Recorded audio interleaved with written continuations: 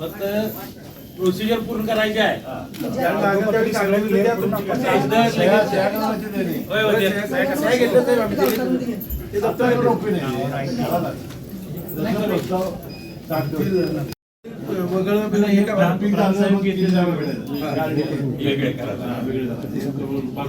आमची ग्रुप चित्र आधी सगळे घ्या.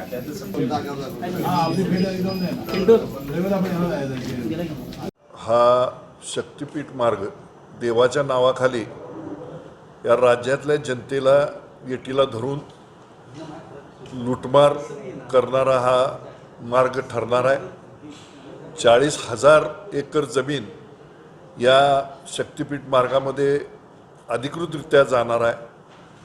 86,000 कोटी रुपयेचा हा रस्ता जनतेनं श्रमातून घामातून निर्माण केलेल्या संपत्तीच्या टॅक्स रूपी संपत्तीचं या ठिकाणी विनाश करणारा हा मार्ग आहे. याच्यामध्ये सर्वसामान्य जनतेला लोकल लोकांना कुणालाही त्या मार्गाचा उपयोग नाही आणि केवळ काही ठराविक धनदांडगे पोसायसाठी काही माया गोळा करायसाठी केलेला हा मार्ग आहे. सत्तारूढ पक्षाच्या लोकांनी हा निर्माण केलेला एक सुलतानी संकट आहे असं आमचं म्हणणं आहे. सुलतानी संकट आपण पूर्वी म्हणत होतो, आता सत्ताधीशांचं संकट असं आम्ही त्याला म्हणतो.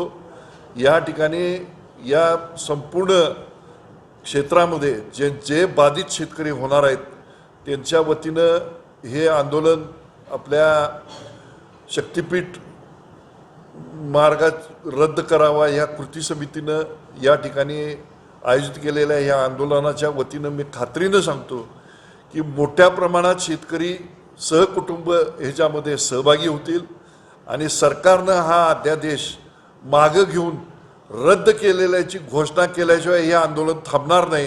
कोणत्याही परिस्थितीत हे थांबणार नाही. आम्हाला कुणी या जमिनी दिलेल्या नाहीत. सरकारनं ह्याच्यामध्ये कुठलंही योगदान दिलेलं नाही.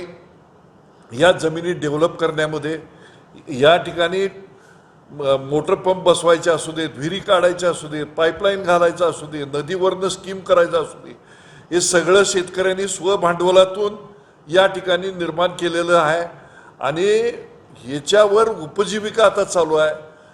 दूध दुभतंसुद्धा मोठ्या प्रमाणात या ठिकाणी वाढलेलं आहे या इरिगेशनमुळं आणि मोठमोठ्या इरिगेशन स्कीमसुद्धा उद्ध्वस्त होणार आहेत या सगळ्या ह्याच्यामध्ये. त्यामुळं कुठल्याही परिस्थितीमध्ये मधला मार्ग काय याच्यात होणार नाही. शक्तिपीठ मार्ग हा रद्द झाला पाहिजे. देवाच्या नावाखाली या ठिकाणी देवाच्या नावाखाली भक्तांच्या नावाखाली या ठिकाणी उद्योगांना मोठ्या मोठ्या बिझनेस हाऊसेसना पोचण्याचं या ठिकाणी काम होणार आहे आणि हे आम्हाला कुठल्याही परिस्थितीत नको आहे. माझ्या मित्रांनो, या ठिकाणी सत्तेमध्ये जे लोक आहेत या सत्तेमधल्या लोकांना रस्त्यावरच्या लढाया आमचे पोंडे साहेब, विक्रांत, आम्ही सगळे करू, परंतु जावा मंत्रालयामध्ये तिथली लढाई तुम्ही लढा आणि सत्तारूढ लोकांनी आपापल्या पक्षाच्या वरिष्ठांना सांगून या ठिकाणी हा शक्तिपीठ मार्ग कसा लवकरात लवकर रद्द होईल, हे अध्यादेश काढलेले कसे रद्द होतील याच्याकडं आपण लक्ष द्यावं हीच या निमित्तानं सत्ताधीशांना सुद्धा विनंती आहे. धन्यवाद. कशा पद्धतीने हे सगळं यापूर्वीच शक्ती जो मार्ग आहे त्या मार्गाबद्दल माझी भूमिका मी स्पष्ट केलेली आहे.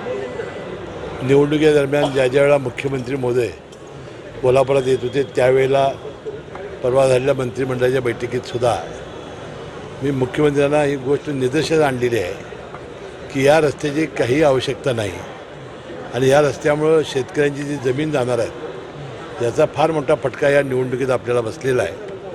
जवळजवळ 11 लोकसभेच्या जागा यामुळे अडचणी झालेल्या होत्या आणि म्हणून कोणत्याही परिस्थितीत हा रस्ता रद्दच केला पाहिजे अशी भूमिका आमची आहे आणि ती मांडलेली आहे.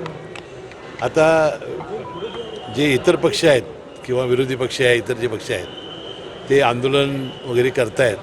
ठीक आहे, लोकशाहीमध्ये त्यांना तो अधिकार आहे. परंतु शासकीय पातळीवर मंत्री म्हणून जेवढी ताकद लावता येईल ती लावून हा शक्तिमार्ग रद्द करण्याचा मी प्रयत्न करणार आहे.